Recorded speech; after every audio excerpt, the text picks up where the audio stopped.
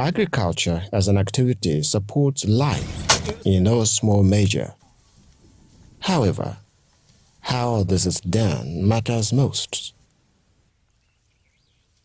For life to maintain a good balance, things must be done right. We must maintain and sustain a friendly agro-ecosystem. But how this is being done leaves much to be desired. Agriculture is one of the most important subjects. Apart from the fact that agric helps in food security, agric has grown past the level of just using it as a feeding venture where you go to the farm, you farm, you harvest and you eat and then you relax. Agric has become the business of the day. It is often said that children are the leaders of tomorrow. So if at this time we hear children tell us that computer science is our best subject, medicine, law, and they don't get to mention agric, then there is trouble.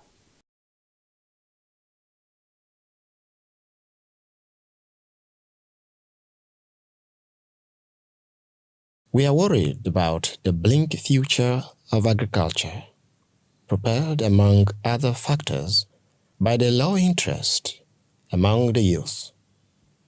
This video is a call on you to join the vanguard to secure our agro-eco environment for life sustenance. Climate change is here. Climate change is not something we can stop, naturally speaking, but we can reduce the effect climate change has on our crops and eventually on our health. Before now, we had a system called shifting cultivation in operation.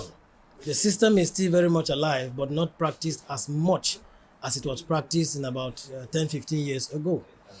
Reasons being that shifting cultivation actually is allowing land to fallow after a particular period of time so that the land can recover. You have the natural course of events, living things defecate, urinate, die, decay. Other plant parts fall, get moisture and decay, helping the soil to recover from deposits of toxins. But these days we have continuous cropping because land is insufficient, population growth, urbanization. Then we also have case of a farmer header crisis that reduce the amount of land that can be cultivated. So what we have now is continuous cropping. So when there's continuous cropping and you keep putting synthetic materials, especially fertilizers and pesticides, year in, year out, year in, year out, NPK, urea, pesticide, NPK, urea, pesticide, which are chemicals, which are synthetics, you don't give the land room to recover. So it's like we're increasing the amount of toxins in the soil. We have now come to a point where we are harvesting part of the toxins with the crop. And eventually it now affects human health. It has already affected the market for Nigerian produce. We see our produce rejected at international markets, at export markets because of the level of toxins. My name is Ojo Stanley Anthony.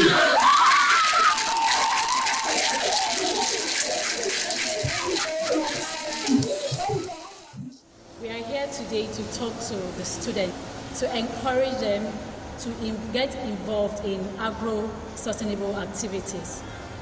And because we want to demonstrate by planting a few trees with them.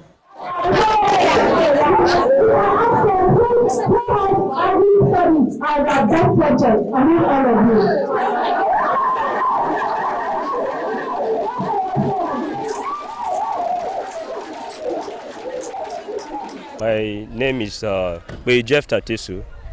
I've been a teacher of agricultural science for about 18 years now. From the experience I've gathered, right from when I started teaching, I had students having laxity over agricultural science students. Most of them felt when you are an agricultural science student, or when you go to agriculture, it means you are a farmer, a typical farmer, and you're supposed to be in the village. But from what we have gathered, after some time, especially when trade subjects were introduced, we have actually advocated the fact that agric is it's something that can make you earn a living in life.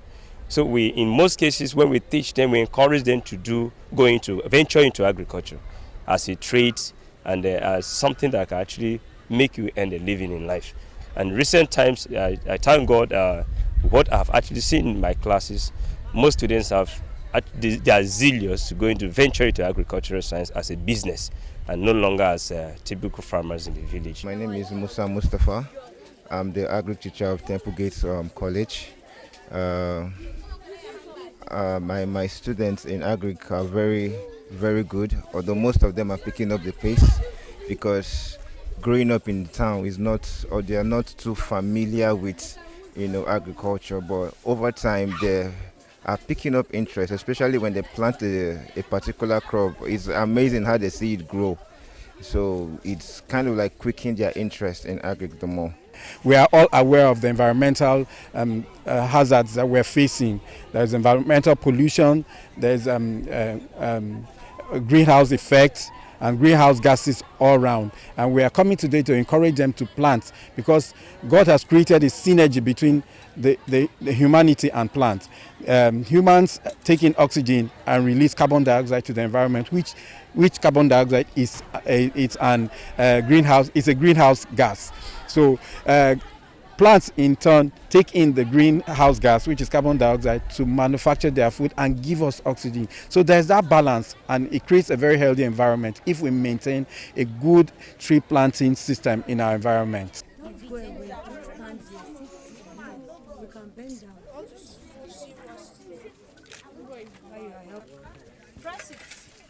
My name is Imote Augustine Uju, a student of Joseph Sawan Antaka University. Plastics have been a global environmental issue for a very long time, and today we are here to enlighten the public about the benefits of reusing and recycling plastics.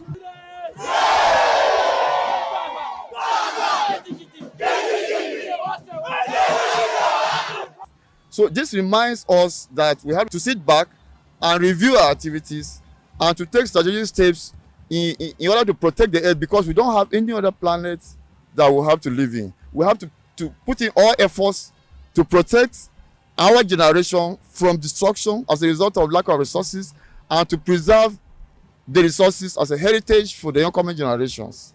In other ways, we always try to promote the concept of sustainable development. And today's theme is very strategic. It's about plastics. The slogan is Beat Plastic Solution. Plastics have become a serious menace in the society. You have all manner of plastics going in, as if there's nothing else that can be used. Plastics are replacing all the things that we used to have in those days. And they cannot be easily managed. There's a lot to be done. If you look at the area of pest control, that's one area that has attacked our ecosystem, creating an imbalance in the ecosystem. Because when you look at the organisms that fly around in our farms or move around in the soil to help in agricultural activities, when you are spraying toxic pests, synthetic pests that go straight to kill, you are not just killing those ones that are disturbing your crops on the farm, you are also killing the ones that are not disturbing your farm. For example, we have organisms called pollinators. We have bees, we have butterflies, and the rest of them. We also have organisms like the earthworm and other worms that help us in soil activity. So when you spray pesticides to kill, you also kill these organisms.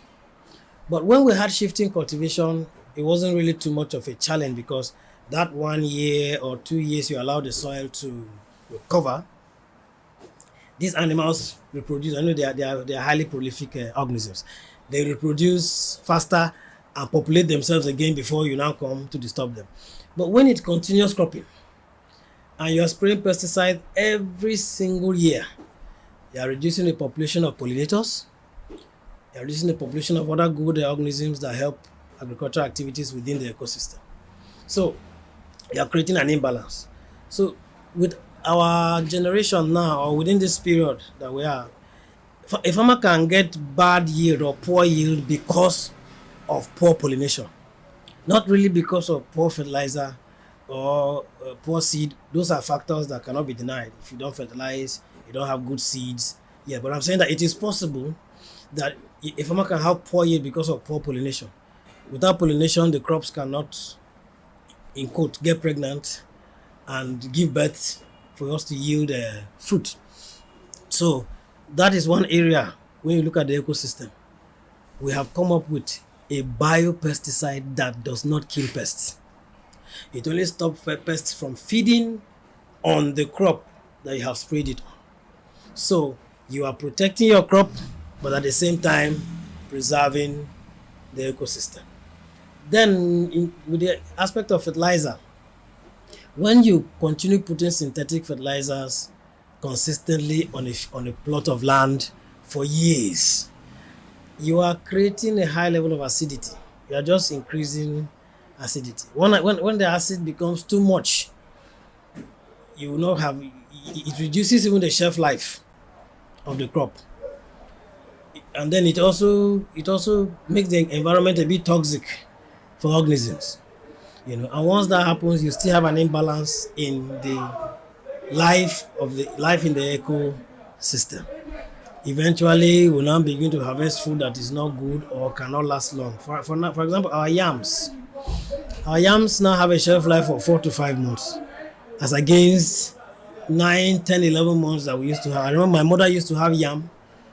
The yam will be in the store until the next planting season of the yam. We'll finish planting, we'll still have yam from the previous season in our store. You can't do that now. And if your yam is cut, 2 days it starts getting rotten. It was not like that before. As you are peeling yam these days, you see the color change right on your hand in less than 3-4 minutes.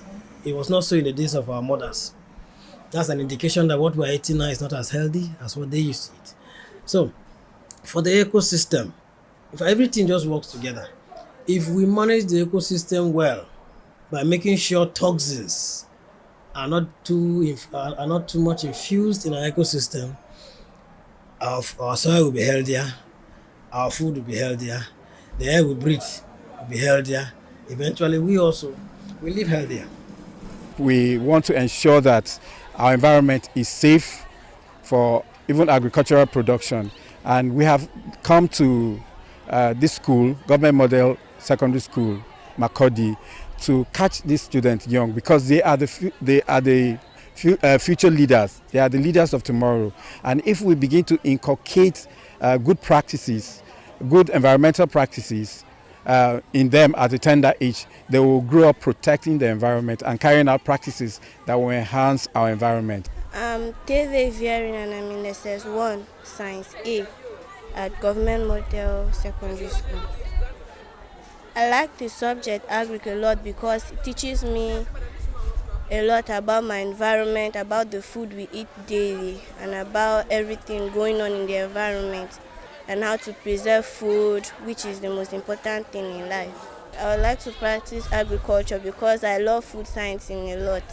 I would like to thank them a lot for teaching us how to keep the environment clean, how to stop throwing plastics everywhere, how to stop throwing leather bags and different nylons everywhere, for teaching us how to plant trees. Like here, it's a palm kernel tree I'm holding here, and it's one of the most vital cash crops in Nigeria. It produces palm oil, which is very useful. My name is Edomatthew Adole, and I'm the labor prefect of the school. The subject agriculture is just like an interesting subject in which it exposes the students to for a better future.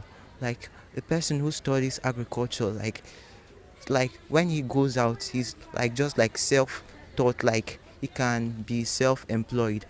I've learned that planting trees and other crops in our environment helps to prevent erosion and also keeps the environment clean. I will indulge into agri to also invent new machineries to help cultivate plants. My name is Teso Sushate. I'm a student from Temple Gate College. The benefit of the tree planting is that it helps us get more fruit. It can help us generate income from these plants that we have planted here. Yes, it will be able to provide us with fresh air that we can breathe in, and also it helps beautify the environment and make our school look better. In the near future, I try to go deeper into agriculture and see the ways and also the benefits, the pros and cons of agriculture as a subject and as a practice in general. We need more people to come into this course to help us create awareness on how to sustain our environment. It will work because we are working with other related bodies. We have and we intend to collaborate with other organizations, non-governmental organizations. We intend to collaborate with the government. We are excited because the new governor of Benue State, His Excellency Governor Hyson Alia, is someone who is open and ready to work with young people, youths who have got ideas, good ideas, great ideas. He's willing to support them. And we are happy about that because we will seek for support and collaboration from them. We intend to work with the government and other non-governmental organizations, individual businesses, corporate companies, and all of those who have the interest of agric at heart, so that we make this thing a big deal. We catch them young. Our focus, like we said earlier, our target audience are the secondary school students, senior secondary school students, and young people who just graduate and feel like agric is not a venture to go into. We want them to know at this point in time that agric is much more than just going to the farm. We intend to make them see how agric can be married to the various subjects or fields that interest them. You can do agric and you can marry agric with tech. Right now with tech, everything is made simple, everything is made easy. So if you're going into agric proper, it's not just about you going to the farm.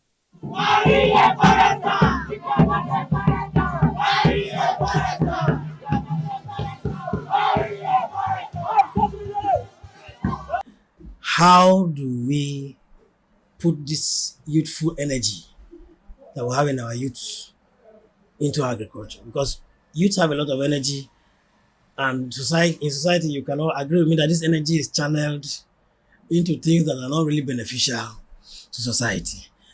Recently, we have had a discussion, and which is going to lead to a partnership with the National Association of Agricultural Students, Benue State chapter. Of course, the head office now is in Benue State. The chief guy is the national chairman from the University of Agriculture here, now called Joseph Sawan Taka University.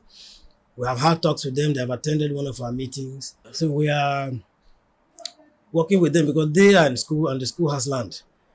They even tried some production last year with little result, and we intend to support them this year. Get them to do demonstrations of some of the things they are learning in school so that it can be used for learning purposes and even to raise a revenue for the organization as time goes on. We intend to organize seminars, organize awareness, organize workshops where we talk to the teachers, we train them on how to carry out various activities with the students. We intend to have social events where we bring in secondary schools, different secondary schools to come together, meet. We talk about climate resilient agriculture. And when we talk about climate resilient agriculture, that means those practices or techniques that are designed to withstand and adapt the impacts of climate change. When we have climate change, there are various impacts that we experience. Sometimes droughts, sometimes floods, and all of that. So why we talk about climate resilient agriculture is because we want to ensure, we want the young ones to know that there are ways to do in order to you know, adapt this impact. When you talk about adapting is, okay, the flood has already happened, the drought has already happened. How are we going to adapt to this? You now look out for possible ways of ensuring that, okay, this doesn't happen again.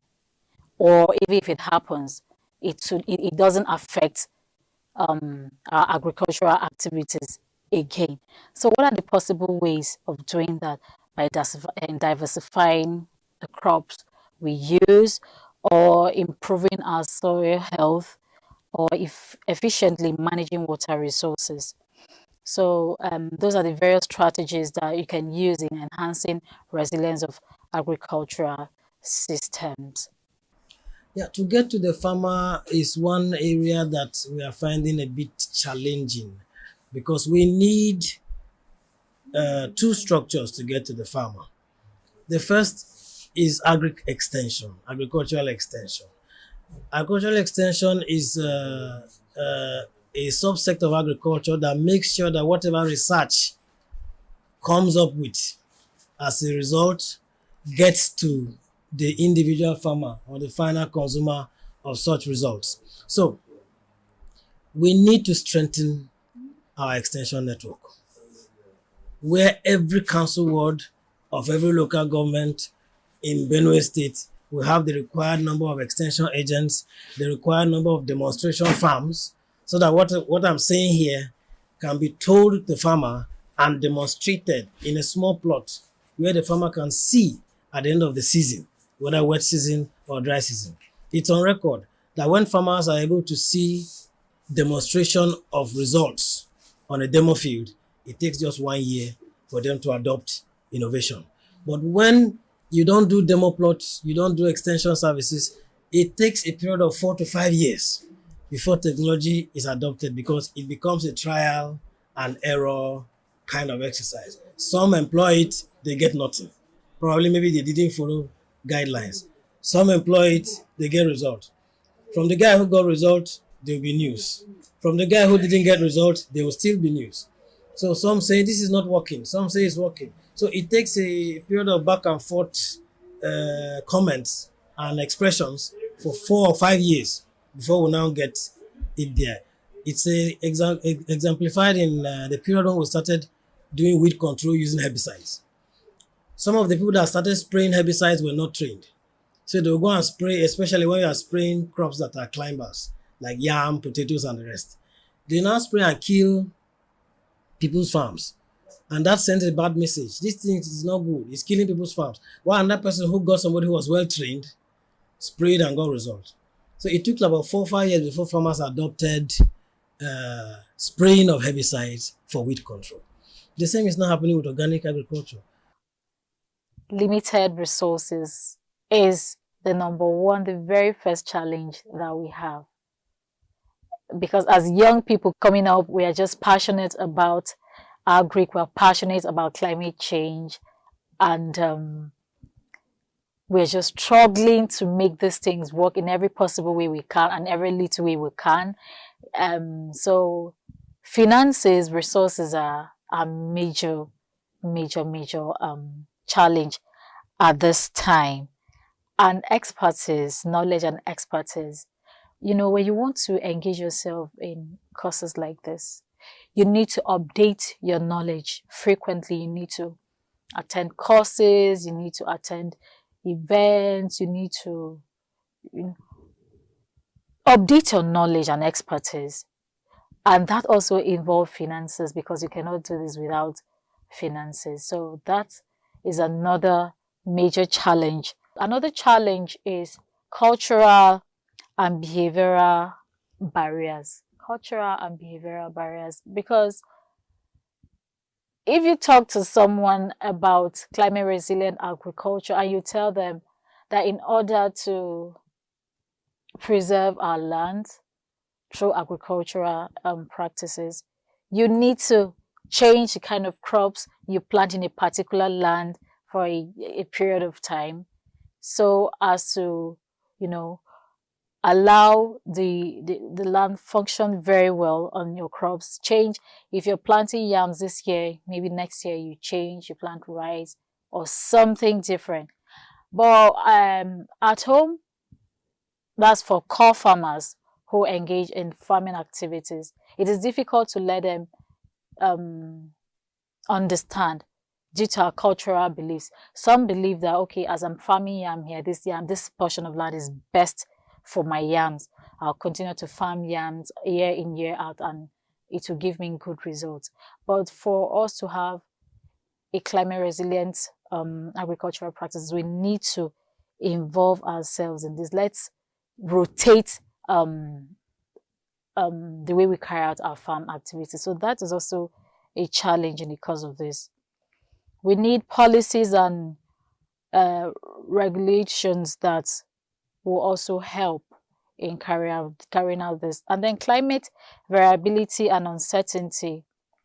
When you're doing, when you talk about climate resilient agriculture, we all know that climate is not certain. You may think that, okay, because this year we are having flood, it's rainy and we're experiencing flood, I want to do things that will actually stop flood from affecting our environment or the place, the portion of land where you're having your farms, and then the climate will change.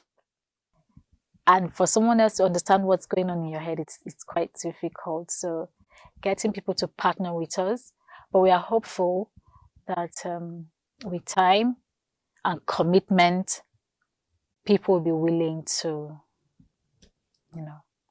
partnering with us. So tech is a medium where it's going to help you bring ease to yourself and then help you make more money, just like you said. As an agricultural person, you may lack the mechanized tools to farm, but when you bring in tech into what you are doing, it eases your work. No need of you going to the farm, no need of even you going to till the soil.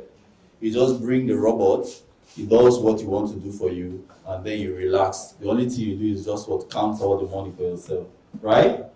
So that's what tech is going to do in the agricultural sector. One of the things that pushed me into this is growing up in my secondary school. Usually when you resume from school and periods like this, when it's rainy days, you're assessed based on what you're able to do. We are given portions of land where we go there, we do, practical agric, where you don't get to just sit in class and hear your teacher tell you about things. You're given your portion of the land and hoe, cutlass, whatever it is that you need. You prepare the land and you farm, whatever it is that you're given, if it's yam, if it's soybeans, and whatever it is, you prepare the land, you make the heaps or the ridges, whichever is suitable for what you're making at that time, and you're assessed based on that. When it's time for weeding, you weed off the grasses. When it's time for harvesting, you harvest. You put everything in place, you submit to your agric teacher. That gave us first-hand experience, and that is what is lacking right now. And that actually grew my passion. When I grew up, when I graduated from the university, because of my love for media, I explored different things. I worked with the television, worked with the radio, and I knew that, okay, I still felt there was something missing on the inside of me. There is something you actually need to do. If you enjoy doing these things and then now you ask questions and you don't find young people engaging in agric, then it means you're not doing well or good enough. And I picked up the challenge and I decided to venture into this. And I'm grateful for the results I'm getting so far. I was opportune to talk at an art exhibition a few days ago, and the reception parents and schools gave me was amazing. As a matter of fact, schools are beginning to call us to come over to their schools and talk to their students and get them to believe in agriculture. So it's a good thing. I'm glad I'm taking this dimension, and I know that my passion for agric, my passion for media, my passion for culture is going to come together. I'm going to merge everything together and do this. And the most exciting thing about it is We are going to marry all of these other subjects that interest the students together. We are going to let them see how beautiful it is. If you're a lover of fashion, we're going to make you see how you can marry fashion and agric to get what you want. How you can marry culture and agric to see how amazing it can come out. And tech. You cannot do anything without technology right now. Tech is the in thing. So we're going to be teaching them tech and agric, culture and agric, media and agric, how you use all of these things to also, put out yourself out there, market yourself and sell yourself. Play your part. Play it well for the sake of the future.